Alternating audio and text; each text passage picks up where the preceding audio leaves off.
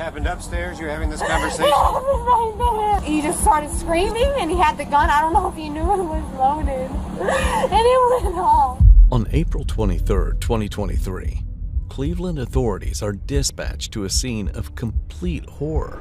Upon arrival, they discover Brandy's boyfriend, Carlos Isaac Perales, soaked in blood, having sustained a gunshot wound to his chest. I have my kids here and I need to go with him, please. It is. Well, I mean, shooting in the chest, you're going to have some blood.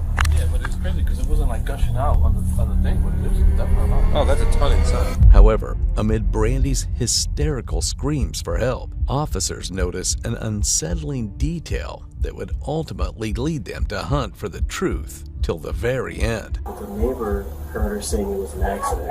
Oh, you're thinking if she probably shot him? Brandy and Carlos had been in a relationship for 10 years, living with their kids in Cleveland, Ohio. However, they were completely unaware that their small world would soon come crashing down. After the chaos unfolds around Brandy, she is swiftly taken into custody for questioning. However, the details she is about to reveal will only make the situation even more grim. So you get home, what's going on? So already when I was at work, he was saying, what's taking so long at work, you know? Are he calling you or texting you? Texting. Texting? Yeah.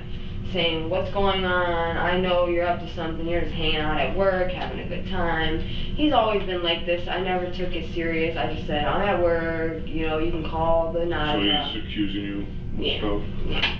And I said, you can call the Nautica Queen. They'll tell you the cruise times. They'll tell you that I'm on the boat. I'm stuck on the water. There's nothing I can do. And he was just upset. I guess it was a hard day with the kids and, you know, the house and just everything. And when I walked in the door, he was standing at the top of the landing and he had a mean face. And I came up and I went to take my apron off. I went in the room and he let me walk past him. I went up to the room. He said, what took you so long at work? Why was you at work all day? And you didn't have no breaks in between. And he was just asking me questions like that. And honestly, I just had a long day and I started screaming. I said, stop asking me questions. I just got off work. And he pulled out a gun.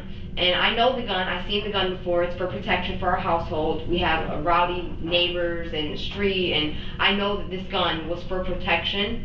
He pulled it out and he just was like, tell me the truth. Where was you at? And I said, I was at work. I said, you can call the Nautica, you can call my managers, whoever you'd like to get a clock out slip. I was explaining to him that he could check any option possible. At this point, is he waving the gun at you? He had it like in his hip and he was just like that. Like, just tell me where you are, where you were. So he's not pointing at you, no, he just not has yet. his hand on it. Yeah, at the time. Okay, is it in his waistband? Yeah, it was like at his waist. Then he took it out, because I wasn't telling him no lies. I was telling him the truth. I said, I'm at work, there's nothing, no, nothing. He thought maybe it was guys I was hanging out with, I don't know. So he started screaming, and like I said, he took the gun out of his waist. He said, I'm gonna tell you one more time, tell me one more time. And I said, there was nothing going on. You know, I was telling him there was nothing else. And all of a sudden, I turned around. Honestly, I wanted to like run out the door because I was scared. He had the gun, he was screaming, and I didn't think it was loaded, obviously. I wouldn't think he'd have it loaded with the kids in the house, of course, if he kept it under the mattress. So that's like a non-safe spot, you know, like to have a loaded gun. So once he pulled it out of there, I seen that he put it in his hip, and I'm like, okay, you don't have it loaded. So I'm yelling at him, screaming back, saying, stop arguing, I don't want to hear it no more. I went to walk out the house because he was getting violent and just loud. As soon as we opened the door, he went up the stairs to take like a few steps to go up, and then he turned back around and he pulled the gun out again. And this time he had it out of his waist in his hand. He's like, what was you doing? And then all of a sudden I heard a big pop. And I was at this point walking out the door. I was gonna try to open the door and walk out. And that's when I heard the pop. And the door was already open once it popped. So I turned around and I seen that he had a hole right here. It looked like in his chest area. I didn't see the hole, but I seen blood. And he was holding it. And he said it was loaded. And I said, why would you have a loaded gun? And he just fell to the floor. I grabbed him. He got up. We ran to the porch. I said, neighbors heard the gunshot, obviously, because they were outside. That's when I heard the bullet. I heard the sound of the gun. I wasn't facing his direction. I was like running, and I was just trying to get out the house. You were on the steps. Right. At the top of the landing. So you didn't see him pull the trigger? No, absolutely not. I didn't even think he pulled the trigger. I thought maybe it shook and just popped. Because he had it kind of like aggressively, like yelling, and just, I thought maybe that's what happened, that it maybe just popped off. But he wouldn't have shot himself. I'm almost positive. So that doesn't make any sense. He wouldn't have shot himself. Today, after he had it, it dropped to the floor. And I looked at it, I said, it's loaded! And I grabbed it because the kids were upstairs. And I didn't know if it was gonna go off on the floor. I didn't know if he shook it and it went off. I didn't know if it was triggered by something. And I grabbed the gun, and I don't know if I grabbed him first. I think I grabbed him first. And I picked him up and I said, let's call the ambulance. I was looking for my phone, I was in panic, I didn't see the phone. So we went outside on the front porch, like I said, and there was neighbors already outside. And that's when I told the neighbors, please call 911. And I had the gun, and he was right there. But I set the gun somewhere, I believe, because when I seen he was bleeding, I went to cover him up. So you went upstairs and grabbed the gun? Well, we were on the stairway. So like I said, he was at the top of the landing. When I heard the gun, I ran up. I didn't even know he had like bullets in it, like I said. So when I went up and the gun went off, I seen he was bleeding. And I said, oh my God, it was loaded. And So where was the gun at then? I think at the top of the landing. Okay. And then what'd you do with it? Brandy's statement exposes the grim reality of this seemingly happy couple. Despite her hysterical crying, detectives seem unbothered by her emotional state. They uncover unsettling evidence that sharply contrasts with her demeanor. Now, as detectives begin to comfort Brandy, they are unaware that her account is about to take an unexpected twist, ultimately changing the dynamics of this entire case. I was honestly so worried about him that I don't even remember like what I did with the gun. I just remember I was like, oh my God, it was loaded. I didn't know if it was real or a dream. I just seen a hole in him, and that's when I lost it. That's when I realized it was real. Because the bullet, the sound, I didn't know for sure what was going on until I seen that he was bleeding, and that's when I went into shock. Now, is this the whole truth? Yes. We have some discrepancies with that. Okay. The doctor at the hospital said it wasn't self-inflicted, and that the angle of the bullet was in the center chest, but it exited the right lower back. And there was a GSR test done on you. I know. Okay. So is there a chance that you shot him? You have to be honest with this. I know. Okay. I thought he was gonna shoot me. Okay. So I took it So out his hand. All right. So now we're gonna go with the whole truth this time. From this time forward, let's go with the whole truth, okay? Because you do have 3 little kids that are gonna need a mom, so we need the whole truth. I don't care to be here. You guys can take me forever, but I'm gonna be honest. Okay. Because I don't want to be here. I'll probably die in prison. But the honest truth, yes. I came in from work. He thought I was out having a fun time, out with guys. I was at work. I came inside. It's not the first time he pulled the gun on me. And yeah, I took it. I see you guys have a history. So. I don't want to say it because he's dead, please. I understand. Okay. So you come home, you're mad. Please, no! Oh, no. Absolutely not. He came at me with the gun. Okay. I would never, ever do that in the house with the kids. Ever. I would never even shoot the gun at him. He was coming at me with it, and I just remember. Where is this happening at right now? Upstairs. In the room, in the hallway? And not in the hallway. I just took my apron off. Okay. I didn't even know where my phone was. He was yelling and screaming. I barely even remember, honest to God, how it went. Because he was screaming, he was mad. I seen the gun. I kind of got just nervous because he took it out before, and he said, "It's loaded." And he set it down on the table. And he said, Which table? and then he said, "Tell me again." And that's when I turned around and I went to run down the stairs because I was scared. I thought he's going to try to shoot me. I don't know. And once I went to run, he came with the gun. And he said, "Tell me one more time." And then he broke down like he was crying. He was like, I started crying. Where is this at down? And the stairway, like at the landing. Okay, the landing. And that's when I took the gun from him. And he said, "It's loaded." He told me again. He said, "It's loaded, Brandy." And he was running following me down the stairs. And he said, "It's loaded." And I said, "Stop chasing me." And he kept following me. And I didn't even realize that I was pressing the trigger that hard. And I obviously done it. Okay, so where were you at? Where were you at when you were pressing on the trigger? To be honest, this whole night is a blur. If I couldn't even tell you where I shot him. I don't know. But you said you were running down the stairs. I was running down the stairs and he was coming after me, so I don't know if it was right in front of the door or if it was at the landing, but he was coming at me and I turned around. I don't know how to shoot. I never shot a gun in my life.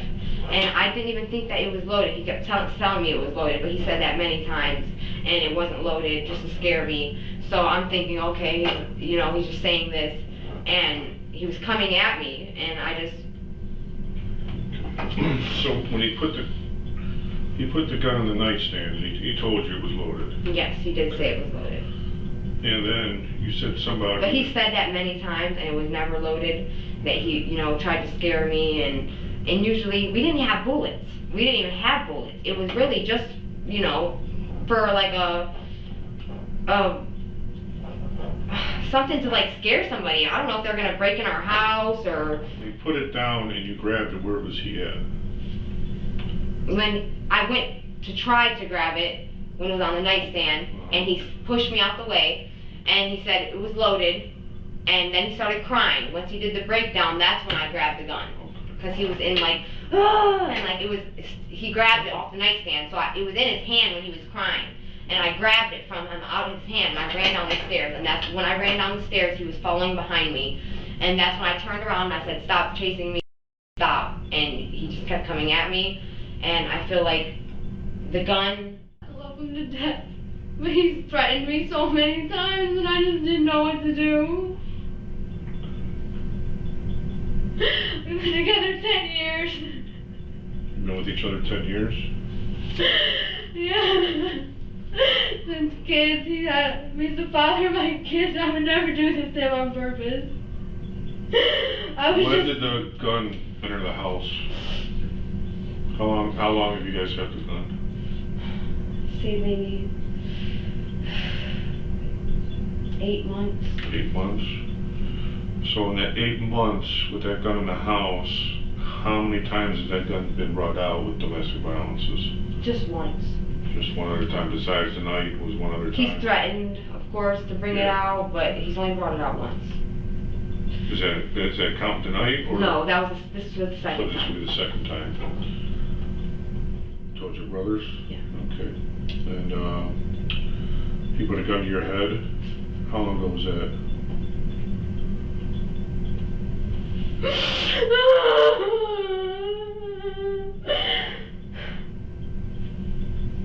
Like 6 months ago. 6 months ago? Maybe 5. Had you told your brothers? How many brothers do you have? 8. Even though the irrefutable evidence compels Brandy to confess, her inability to maintain a consistent narrative eventually casts doubt on her account of events. She frequently switches her statements regarding whether she knew the gun was loaded or not. But here, what's intriguing is her shifting demeanor. One minute, she becomes increasingly defensive, and the very next moment, she starts fake crying to appear utterly devastated. Additionally, Brandy claims that she shot Carlos on the stairs, but detectives uncovered a disturbing piece of evidence at the crime scene that contradicts her claim. Detectives found a trail of blood leading from the couple's bedroom to the porch, a crucial piece of incriminating evidence that would seal Brandy's fate. What detectives are about to reveal next will certainly dismantle Brandy's narrative of self-defense. How often you guys get in domestic fights? Honestly, it hasn't been often because my daughter's getting bigger. And I just do what he says, just listen and do whatever I can. So there's not a fight. How often does it get physical?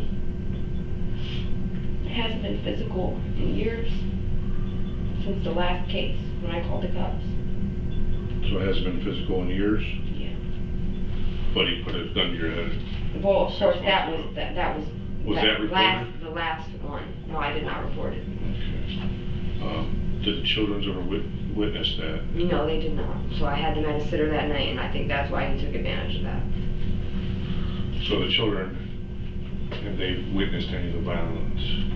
Back in the day, when I called the cops, he held me hostage in the house. So that was one of the incidents that the kid was underneath the mattress when I finally found out. But before I found out, I had no clue.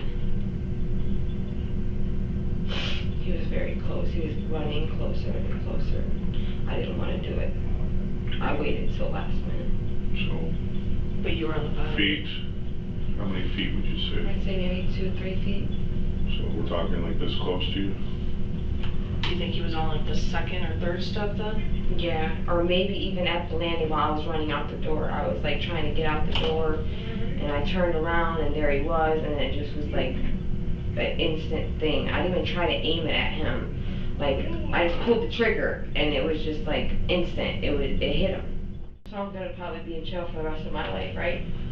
That I don't know. We don't make them decisions at all. What we do is, the evidence that we collected on scene doesn't show that. Struck him in the chest, was it a downward, an exit on his back. That would be impossible from being on the stairs. Well, I said he was coming down the stairs, so it was probably So at the it would've landing been- at the bottom once he got. It- Because I was running out the door, but it was still bullet- inside the house. The bullet would have went up then through his chest. And Because he was up the stairs, right. He wasn't up top, he was running down, and I was going out the door, so by the time I turned around, he was probably at the We bottom. We know that's not even possible. The spent shell casing is upstairs on the second floor. The shell? Yeah, so when you shoot a gun, it ejects to the right. Showcasing. It's the So I shell- shot him upstairs? Yes.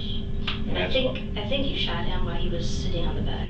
He was coming after me. There's in the bedroom, right? He was in the room when you shot him. See, I just got off work and I had a few drinks and I was emotionally, just a mess when he was coming at me with all these things. So it could have been upstairs, but even then, I know he was chasing me. I had to, turn around and just pull the trigger. And then you would have had to run upstairs to put the gun where it was located at. I dropped it. Okay. And Right. it was upstairs, Right. on the second story. Then that's where, Downstairs. then that's where it happened then. But I do know that it happened in 5 seconds. I ran down the stairs. He said, I seen the hole, and I seen that I did that, and I ran and yelled, someone call 911, I couldn't find my phone. You gave us very consistent, probably 3 or 4 times that you had the gun in your hand, you ran downstairs, and he came after you, and he was at probably the second or third step, and when you shot him. The landing upper. Well, it's the truth, it doesn't change. Okay. I know, but I said, I know it's a extremely traumatic experience, but again, the truth doesn't change. I understand. So you have to look at it in the eyes of the people who are That gonna we're look at not this there, case, I understand. right? And they're gonna look at this and say, she changed her statement so many times.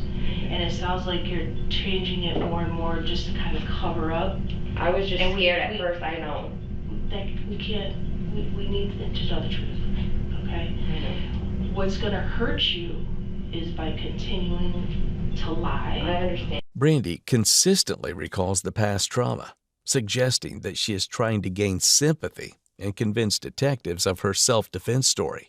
However, as she realizes that they aren't ready to believe her rehearsed version, she tries to feign forgetfulness in an effort to rationalize her lies. Ultimately, despite her efforts, Brandy heads down a path with no way out, legally or morally. She was charged with murder in the fatal shooting of Carlos Perales. However, the dates of her trial and sentencing have not yet been made public.